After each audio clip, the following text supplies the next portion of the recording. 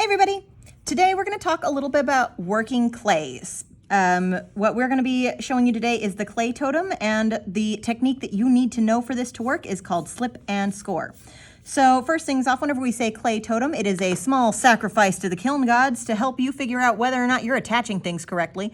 Because if you don't attach things correctly, whenever they get put in the kiln, they will pop apart. It's no fun. It's no good. It makes things very difficult for you later when you want to make them all decorative and pretty. So first things we got to know is, what we're going to build. So for your clay totem, you're going to want to make a sketch of some kind of a 3D sculpture that you're going to make. I suggest some kind of animal creature, but here's how I like to design mine whenever I'm designing something just kind of on the fly. So I'm going to start with some kind of bean shape, probably. Some kind of bean-like thing. This will be my body. Sometimes it can be a body and a head at the same time. I'm just going really rough and loose and have some kind of shape. Now I need limbs or something to make it look less like a bean and more like an animal. So maybe I want to give it like a little beak up here at the front. There's a beak, there's an eyeball. Maybe I want to give it like a weird cat tail of some kind. That may or may not work. We'll have to figure out if that'll work later. Well, figure it out later. Maybe I want to give it some little peats.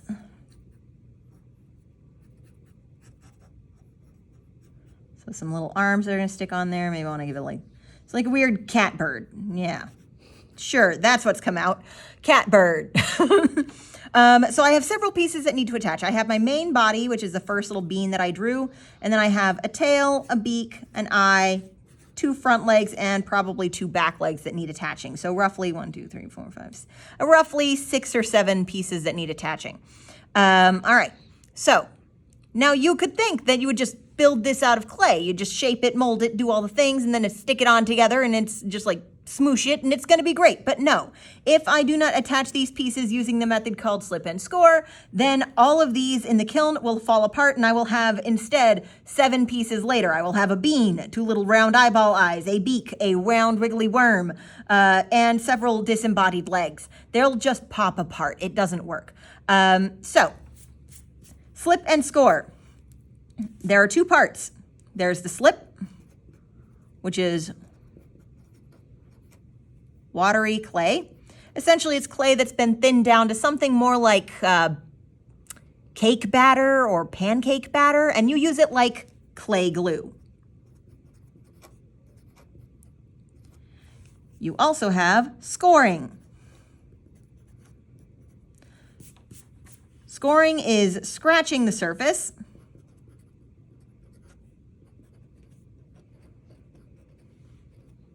That is the areas that will touch. So for example, under this leg, it's touching the bean right here in this whole area. This area on the leg and this area on the bean are the parts that I'm going to scratch. So scratching the surface to act like clay Velcro. So you have clay glue, clay Velcro. That's slip and score. If you do not do both, then most of the time your clay will pop apart. This is more important the drier your clay gets, so the longer you've had it. Fresh clay like I have for this demonstration, it's a little bit less important, but you'll see. Like this is, again, you're gonna pop this out of the kiln and we're gonna see if you're survived or not, okay? All right, so I have my little thing here. I'm gonna set him aside and I'm gonna get some materials that I'm gonna need. So, materials I will need. I will need clay. This is very fresh plastic clay. That is to say, it is very smooshy. It is easy to mold, easy to shape. So it's got a lot of squish to it. I'm gonna set it down because I don't wanna dry it out too much with my dry hands. Even if you don't think your hands are dry, you're gonna find out different here. You will need some slip. So over here, I have this bowl with some really, it was semi-dry clay and I added some water to it. And the slip is not this water, it is actually this muddy clay down here. This is the slip. So I have some of that on hand. I have a rag to clean up my hands and or any other mess. I have a couple of shaping tools and 1 needle tool. This will help me doing when I want to do scoring, but you could really score with anything. In fact, I've used long fingernails, the ends of pencils, anything that'll scratch the surface of the clay will work. These are just if I happen to want to use them. So those are there. And I also have a Ziploc bag that has a good seal on it to keep my clay in whenever I'm done with it, because if I don't use all of it, then I don't want the rest to dry out. And I also, if I have to work on this for more than one day, if I leave it out in the air, just out, this air will evaporate out water, and then whenever I try and come back to it tomorrow, it will be too hard to work with and I will not be able to do anything with it, not even attach it to itself. It's a slippery slope. So here's what we're gonna do. I'm gonna take off a chunk, probably about half. And half of this I'm going to leave for all of my additions, and part of this I'm going to have as my bean body. So this will be additions and this will be bean body. When you are working with clay, it is important to do your absolute level best to work with it in your hands as little as possible. You don't actually want this to get very dry, and your hands are going to dry it as you work. Some of you are going to find that your hands are very dry or very warm. This is especially true for guys. Testosterone makes your bodies run hotter. And so oftentimes you in general, your hands will be warmer and your body just runs hot, and you will end up with clay that dries out much faster. And so you have very little real working time with your clay. You want to have it in your hands as little as possible. You want to get it into the shape that you want as quickly as possible, and then worry about any of the cracks that are forming in the surface. So you can see that I squished mine into a ball and then I kind of bent it, and now I'm going to be smoothing it out. If you are one of those people that dries out your clay really quickly, instead of using your fingers for this step, you might use a tool like this one to start smoothing things out and getting it to be more the shape that you want. So I'm looking for kind of like that bean, almost a heart, but not quite shape. And since my hands don't run too hot, I can use my fingers a bit more. But you'll notice that I did get it into this shape before I started smoothing out all of the cracks. Again, I'm working pretty fast because I don't want this clay to get too tough on me. And I can sit at this stage for a good long while. For nice, pretty clay projects, you do end up having to spend a good amount of time smoothing. So you can see that I'm just kind of gliding across the surface with my finger with just enough pressure to kind of drag some along, almost like I'm spreading icing. And that's helping me smooth out a lot of my cracks and creases and weird bumpy bits. And you can smooth this for a good while. And what's this, while I'm doing that, the surface of the clay is drying out, which is gonna make it a little bit easier to work with when I'm trying to attach things. And it won't make it as easy to smush on accident later. So I'm coming in here and I'm taking, some good time to do this.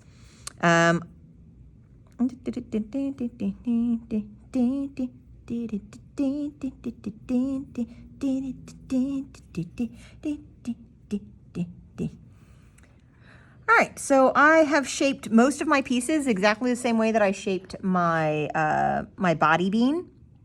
And I have been taking a chunk of clay, forming it into the general shape, and then smoothing it until it's about right. The clay is naturally pretty sticky when it's still fairly new. So I'm using that stickiness to my advantage. I've got a little dry fit. These are not attached yet, so they're really easy to move around or shift around or change and take off. So I just kind of want to throw these on here, and I have a couple things left to do. So first off, I got to make a tail. And so my word of advice for you guys is if you are building something that is going to stand on its own, i.e. not something like this eyeball that's just right against this other clay. Say that you're making a limb or a beak, or you're like me and you're about to make a tail. You got to keep in mind the size. So here's my tail so far. I just started rolling it between my hands. Word of advice for rolling clay. We tend to roll right here in our palms, very short lengths. If we do this long enough, or if this is as far as we roll, you will end up with an oval, not a round shape. You want to roll all the way up and down your fingers or across a table. I've had lots of practice, so I tend to roll right along here, along the bottom of my palms. You will find your own best way for making your coils, but beware that the outside dries real fast in this case. So you can see all these little cracks. As long as they're only that big, I can leave them alone while I'm still shaping my piece. So this guy, he's not super strong just yet. If I tried to bend him a lot right now, then he's going to probably break and not stand up a lot of weight. He is pretty thick, so he's a little bit better off than if you get too thin. But here's your rule for how thick or how thin to go. So this guy right now is about the thickness of a Sharpie. This one's an ultra thin, but like he's about the thickness of a regular Sharpie. That will hold up its own weight really well. And for my case, this is about what I need him to be if I want him to have any kind of bend or ability to stand up himself at all. If I go much thinner than this, or if I'm making like a coil vase for a pot or something like that, if I go much thinner than this, you're going to run the chance of getting way too thin, especially if you start smoothing it later. Whenever you're smoothing it out, you're essentially shaving little bits of it off, and eventually you get really, really thin. If you had something this thin, for example, that's a big no-no. This is way too thin. If I were trying to make something like this in clay that stood up on its own, like a tail or a wing or something like that, it is going to break off as it's drying. This is going to be so thin that it will just snap. So too thin, about right. So general rule of thumb, if you see it getting to about the thickness of a pencil, you probably want to stop. So this guy is about what I need it to be. And I'm going to give him the little shape I wanted. I'm going to reference my little guy. He looks almost like a question mark there. So I'm just going to gently shape him the way I want. I'm just kind of pressing him into place. Again, all of these cracks, those are fine. I want it to be in shape first. So he's going to sit about like so. I want him to be in the correct shape first, and then I can come in and use my tools or use my thumbs and fingers to start smoothing him out. Those little cracks, not a big deal. They're just because the clay is drying. It's not a problem. And I can smooth those out pretty easily using a little tool. Big cracks do tend to be a little bit more of an issue. I also want you to notice that when I'm fixing these cracks, I am not adding any water.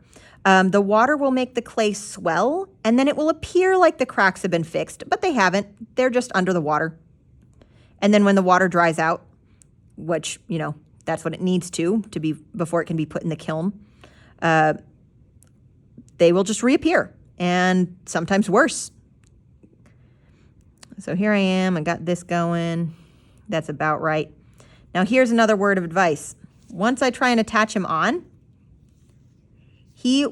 especially if you've made something like this really, really thin, sometimes they need support back here.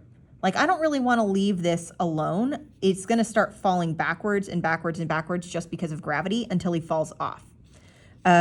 So what I'm going to do is after I get him on and he's about where he needs to be, whenever I start letting him dry, I'm probably going to roll up a paper towel and stick it behind here so it has something to rest on. Once he's fully dry, once he's a little bit more dry, he can stand up on his own. But right now he's still pretty wet. He's thick enough to stand up on his own, but if I did this with a thinner piece of clay, like I'll show you. If I did this with a thinner piece of clay, he just falls down. He can't stand up. It's not going to happen. So be wary of stuff like that. All right. So now that I have all these pieces roughly together, I'm going to go ahead and give him a look around and see if there's anything I need to fix. And I definitely have him leaning over too far. So I'm going to dry fit again a little bit differently. Maybe if I turn, oh, I like it if I turn his head to the side a little, like he's got his little kooky head. So that looks cute. He's missing something. I get the idea. Hey, hey. All right, I'm going to take these pieces off. I don't want them in the way. Boop. I'll leave those on. All right, so I've been talking a lot about using pieces that you add on to get your forms, but I think I want him to look a little bit more like a cat, and I think what I'm going to do is I'm going to pinch out some ears. So another way that you can form things onto clay is by pinching them out or pulling them out. And what you're going to do is you're going to grab and pinch kind of your clay.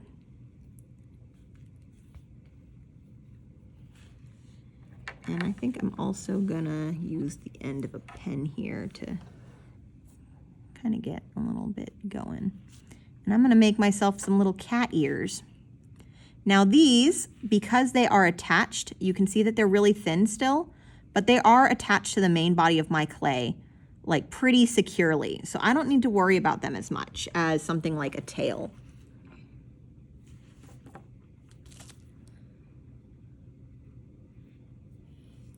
These are going to be just a little bit safer.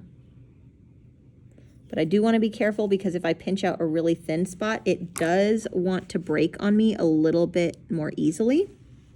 But you can pull these pieces out as well as attach them from the inside. All right, so I'm going to spend a few minutes smoothing this out, and then I'm going to show you how to stick them all together. All right, so to skip over a lot of the boring bits, I have attached all of these other pieces the exact same way I'm about to attach my last piece, which is my beak. My beak wants to go right about here or so. Big honkin' schnoz for this cat bird right there. All right, so this is where I'm going to actually do the slipping and the scoring. And even though we call slip and score, the first thing to happen is the scoring, not the slip. All right, so first thing I'm going to do is I'm going to pull this guy off. And he was attached right about here. Sometimes you can see a little mark left behind, sometimes not as much, but doesn't really matter. So I'm going to take a needle tool. In this case, again, you can take the end of a pencil, a fingernail, whatever. I just need to make some marks in here. So I'm going to scratch this up. Note that I am not being particularly delicate. This is going to look pretty rough. Don't worry, I can fix him later. Other side also needs some scratching. So we're going to come in here, scritch, scritch, scritch. I'm going to come in another direction, scritch, scritch, scritch, scritch, scritch, like that. That is my clay Velcro. Humpty Dumpty sat on a wall. All right, so I'm going to take this slip. Remember, the slip is not the water. The slip is this stuff at the bottom, this really wet, muddy stuff. I have some that's a little bit more wet over here. I can tell because it's a lot more easy to move around. This stuff is much more thick. It is probably fine to use either. I like using the slightly slicker stuff because that's my personal preference. You can pull this out with a finger. You can pull this out with a tool. I'm going to use a tool today because I'm trying to keep my fingers a little bit cleaner. And you got to put this on both sides. So I'm going to come in here. I'm going to smoosh this in. Smooshed in there. What this does is the slip carries water. It is just clay that has water in it, so it carries some water into the surface of the clay. The scratching, the scoring, allows that moisture to reach a little bit deeper.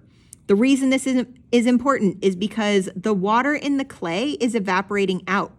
The clay on either side of this join, that is to say, my little catbird's face and the end of his nose, need to have equal amounts of water for this fusion to be permanent and to be nice, to come out well. By basically equalizing it by scratching and putting in this water on both sides, it equalizes the water across those pieces of clay, makes that the same amount of water per clay, and allows them to fuse. If I did not do this, then one side of the clay or the other might be more dry than the other. And as this clay is drying, the clay is shrinking. If one finishes shrinking and the other one continues to shrink, this will just pop off, which is why we do this. All right, so here's what I'm gonna do. I have slip on both sides. I'm gonna put this where I want him, and I'm gonna squish him into place.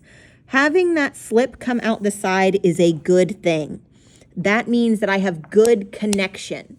I'm going to make sure that I don't have any air bubbles in there. Compression is your friend. Compression is pressing. That's why that has the word press in there with compression. So compression is good. It helps everything stick. So I'm just using my fingers to gently push him in and just shove his schnoz on there. Really nice and good. Now, you have two options for cleanup here. In this case, I am going to do mostly just the cleanup version, where I scoop out all of this extra slip that's scooshed out. But you can also smooth everything together. So you'll notice in my little hands, I've come in with a tool and I've just smoothed everything out, and I can no longer see the seam between the two. In here and most of the rest of my little pieces that I added, you can still see that seam because all I did was clean it up. So here I am. I'm going to take this tool and I'm just going to kind of like scoop out this extra slip.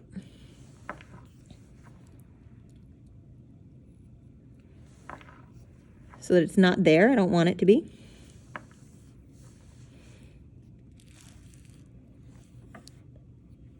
I'm going to smooth this out a smidge. One of the things that you got to remember about clay is that once it dries, every little ridge, every little wrinkle, every little scratch, every little bump becomes a stone. So you want it to be as smooth as possible for your final draft. So I come in a lot on these little seams to make sure they're as smooth as I want them to be, or as that I can make them be. So under here, I can go ahead and smooth this down. And again, it's kind of like smoothing out icing.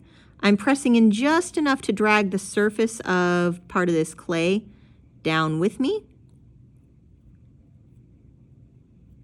and smashing it into the bottom and spreading it into the bottom. You'll notice I have scraped some of it off there. It is not completely in there still. All right, so I'm gonna come in, do my little bits of cleanup.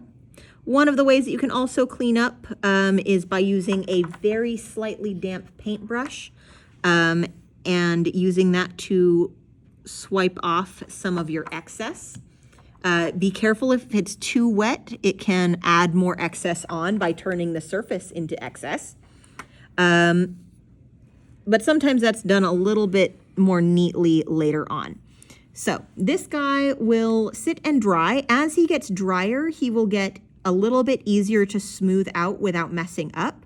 So right now he's still pretty plastic clay. He's headed towards cheese hard, meaning that he's not super hard yet, but he's a little bit stiffer. So he's not gonna fall apart too easily. But once he gets to leather hard, I can really come in on these little spots, like right here on the inside of his leg, and I can smooth that out a little bit easier without accidentally knocking his whole leg off. I have to be really, really gentle right now because he's still, pretty wet. In fact, I probably will just leave that for now. But he is fully constructed. Again, I'm probably gonna put a little piece of paper towel under his tail right here while I let him dry up a little bit more. That way it doesn't fall off. If you have any spindly legs, or if you've put him on all fours so he doesn't have his belly on the ground, you can put a little piece of paper towel underneath to help his legs stay on. Sometimes you want to wrap that piece of paper towel in some masking tape or something like that so it doesn't accidentally expand and knock all his legs off. But for now, he's looking pretty good. I will probably come back and do a little bit more smoothing before I totally finish him off. But all of my pieces are on. And that's the little clay totem.